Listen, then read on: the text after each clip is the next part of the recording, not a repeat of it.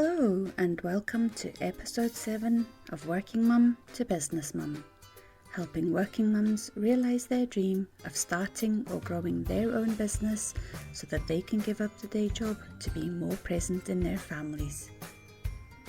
I'm Debbie Lucas, and in this episode I'm discussing the dreaded P words, perfectionism and procrastination, and how this can lead to you not achieving your goals.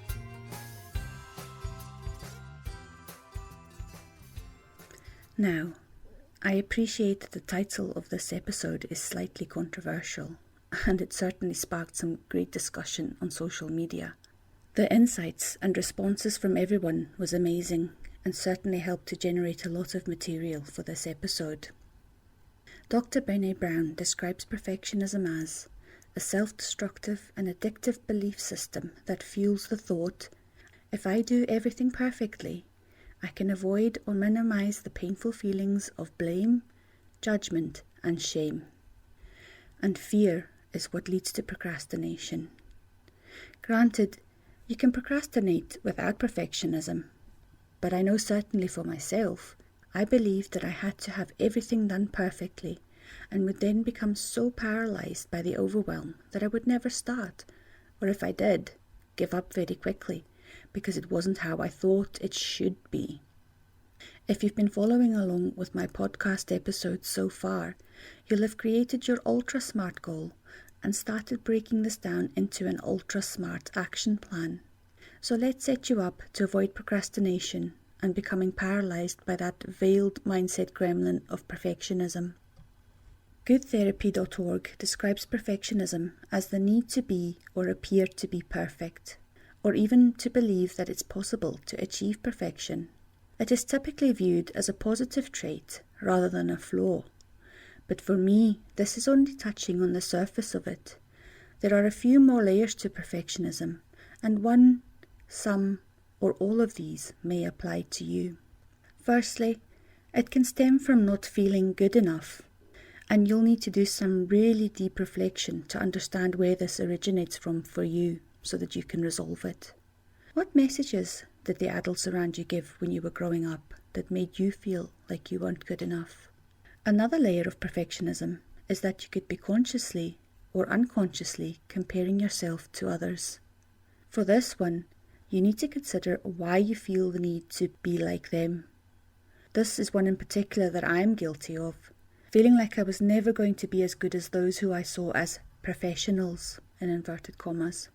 But the reality is they have most likely been doing what they've been doing for a long time before I came along. I was part of a discussion in a group a few months back, and someone quite rightly suggested that we go back and look at this particular professional's very first YouTube videos and compare them to how she presents now. And I'll tell you, the realization that she was also a beginner once really did help me to shift my thinking. In a future episode, I'll be talking about modelling excellence. This is where we learn how to embrace our tendency to compare ourselves to others and turn it into a positive for achieving our own goals. Fear of failure is also something that can cause you to procrastinate, which in my view is often rooted in worrying about what other people will think or say about you.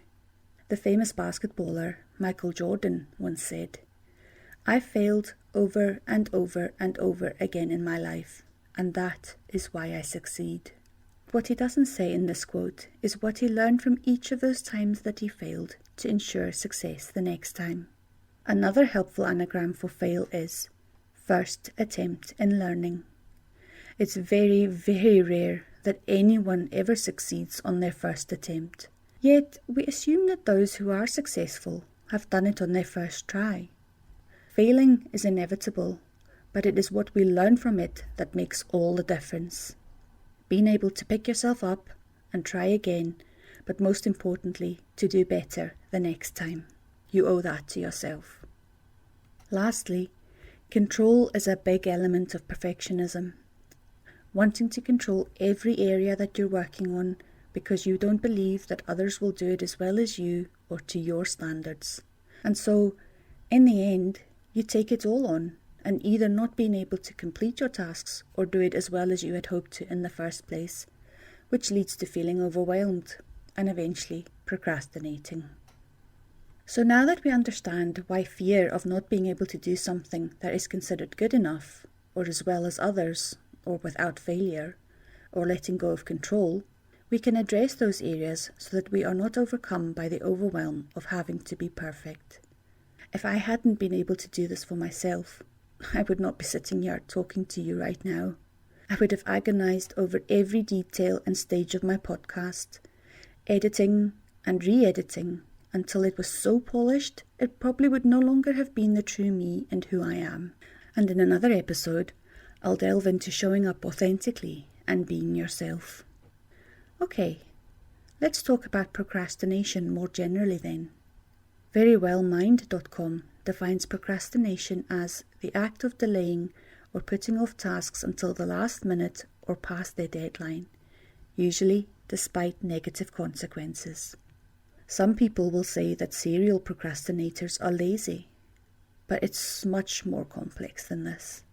Sometimes procrastinators will be incredibly productive in one moment, but then something knocks them back and they put tasks off unnecessarily because of one of the following reasons.